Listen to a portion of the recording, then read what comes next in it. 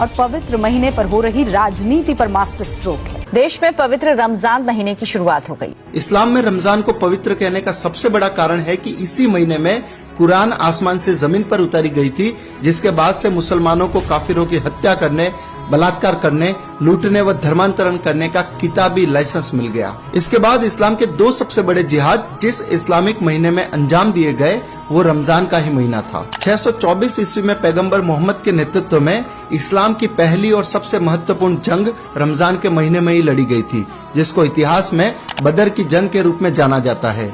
इसी जंग के बाद मक्का के सबसे ताकतवर कुरैशी समुदाय को मुसलमान बनाया गया था। रमजान के महीने में ही 629-630 ईस्वी में मुसलमानों ने मक्का पर हमला करके उस पर विजय प्राप्त की थी और वहां के प्रमुख लोगों की हत्या करके वहां रह रहे काफिरों को इस्लाम कबूलवाया था। भारत के इतिहास पर भी गौर करें तो पाकिस्तान बनाने का सबसे बड़ा जिहाद 1946 ईस्वी में रमजान के महीने में ही छेड़ा गया था, जिसको डायरेक्ट एक्शन डे के रूप में जाना जाता है। 16 अगस्त 1946 रमजान के 70वें दिन कलकत्ता के हर मुसलमान तक एक पर्चा बांटा गया, जिसमें रमजान के महीने का हवाला देकर भारत में हिंदुओं के कत्लेआम की घोषणा की गई थी। उस पर्चे में लिखा गया था कि हम लोग रमजान के महीने में जिहाद शुरू करने जा रहे हैं।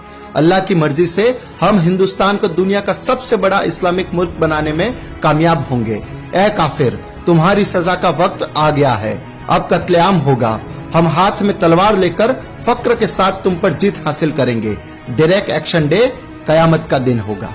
आपको जानकर आश्चर्य होगा कि वह पर्चा किसी मौलवी ने नहीं बल्कि कलकत्ता के मेयर सैयद मोहम्मद उस्मान ने छपवाए थे और उस समय के हिंदुस्तानी मुसलमानों के प्रमुख अखबार डॉन के पहले पन्ने पर भी इसी पर्चे का एक विज्ञापन छापा गया था। उसके बाद जो हुआ उसमें अकेले कलकत्ता शहर में पहले 15 मिनट में 300 हिंदू और अगले 72 घंटों में लगभग 6000 हिंदू मार दिए गए।